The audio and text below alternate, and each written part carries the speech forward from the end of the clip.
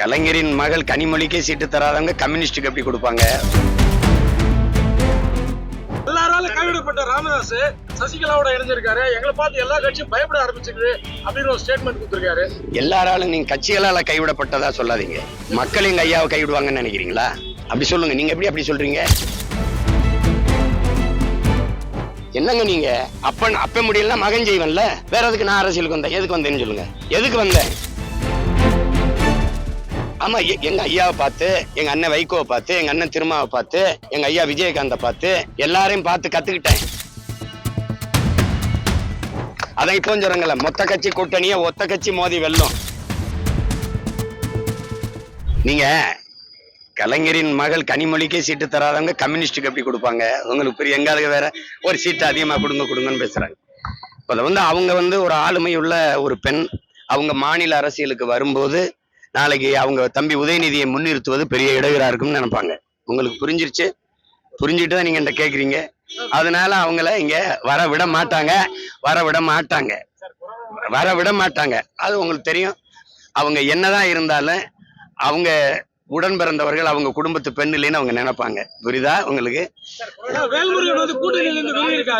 ஒவ்வொருத்தரும் இப்போ அவரு மந்திரிகளோட ஊழல் குற்றங்களை சாட்சியோட வெளியிடுவேன் அது எல்லாத்தையும் அப்படின்னு சொல்லியிருக்காரு அப்படின்னு சொல்றாரு.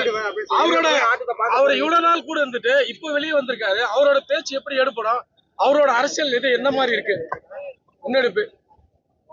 இதுக்கு நான் என்ன பதில் சொல்றது? நாங்க ஒரே ரத்தம், ஒரே சொந்தங்கள். இதுல அவர் ஒரு நிலைப்பாட்டு எடுக்கிறாரு. அதுல போய் நான் என்ன கருத்து சொல்றது?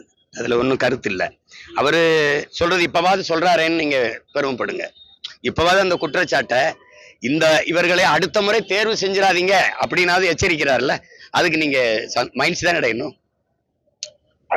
அடையணும். ஒரு சீட்டுக்காக சரணடைஞ்சு ஆமான்னு சொல்லி சைத்து போகாம வெளியில அடுத்த முறை தேர்வு செஞ்சிடாதீங்க இவங்களை எச்சரிக்கிறார்ல, அதுக்கு பாராட்டுங்க. எல்லாராலும் கைவிடப்பட்ட ராமதாஸ் சசிகலாவோட இணைஞ்சிருக்காரு. எங்களை பார்த்து எல்லா கட்சியும் பயப்பட ஆரம்பிச்சிருக்கு அப்படின்னு ஒரு ஸ்டேட்மெண்ட் கொடுத்திருக்காரு. எல்லாராலும் நீங்க கட்சிகளால கைவிடப்பட்டதா சொல்லாதீங்க. மக்கள் எங்க ஐயாவை கைவிடுவாங்கன்னு நினைக்கிறீங்களா? அப்படி சொல்லுங்க. நீங்க எப்படி சொல்றீங்க? அப்படி சொல்லாதீங்க. நான்லாம் அவருடைய பிள்ளை. அவர் இல்லாம எனக்கு இந்த உணர்வு வந்திருக்கு, இவ்வளவு போராட்ட குணம் வந்திருக்கு. 85 வயசுல தமிழை தேடின்னு ஒருத்தன் நடப்பானா? தமிழ்நாட்டுல ஒரு தலைவர் இருக்கானா? சொல்லுங்க. எங்க ஐயா விட்டா யாரு இருக்கானா? இந்த சமூக நீதினு பேச்சுக்கு எவனா இப்ப அவரை தாண்டி பேசுறதுக்கு ஆள் இருக்கானா? நான் இன்னைக்கு பேசுறேன்னா அவர் கத்து கொடுத்ததுதான். இந்த நாட்டுல என்ன உங்க ஐயா செஞ்சாரு?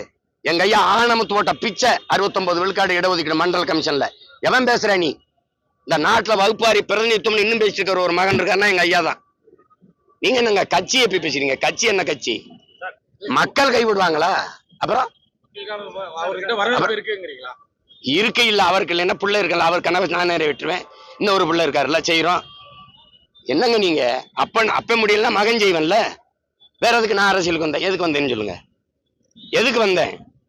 இப்ப என்ன எல்லாரும் கூப்பிட்டாங்க, நான் போகல. அப்ப நான் அவங்கள கைவிட்டேன்னு சொல்லுவாங்களா, இல்ல அவங்க என்னை கைவிட்டாங்கன்னு சொல்லுவீங்களா?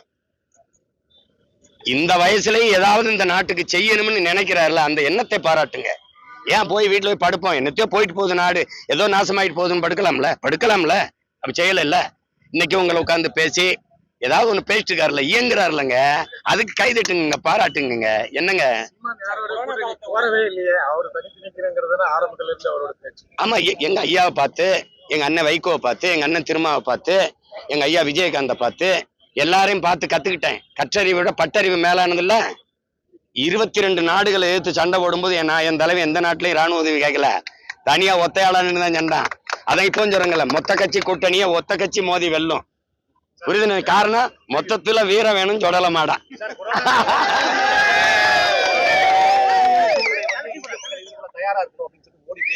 கொரோனா காலத்தோட கடுமையான சூழ்நிலை இந்த மக்கள் இதுக்குள்ள தயாரா இருக்கணும்.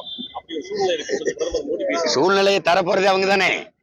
அவங்கள இந்த தேர்தலை எதிர்கொள்ள நம்ம தயாரா இருந்துக்கணும். என்ன சூழ்நிலை வருது? நீங்க என்ன சொல்றது? நீங்க ஏற்றுக்கொண்ட பொருளாதார கொள்கை, தனியார் மய தாராளமய உலக மயத்துல ஒவ்வொரு நாட்டையும் சார்ந்து இருந்தவொடனே அவன் அமெரிக்காக்கிறேன் ஈரான் மேல போறதுன்னா எனக்கு எரிகாற்று வர மாட்டேங்குது.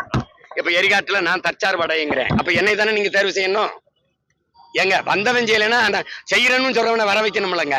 அதை விட்டு நீ அவர் சொல்றாரு இவர் சொல்றாரு அப்படின்னா, இந்த பேரிடர் காலம் இப்ப சிலிண்டர் இல்ல, இப்ப எரிபொருள் தட்டுப்பாடு, பெட்ரோல் டீசல் என்ன வண்டியை விட்டுட்டு இப்ப தொடச்சிட்டு சும்மா சைக்கிள் தான் போண்டிதான். மறுபடியும் சைக்கிள், நான் கூட சைக்கிள்ல ஓட்டு கேட்க போலாமான்னு கூட இருக்கேன்.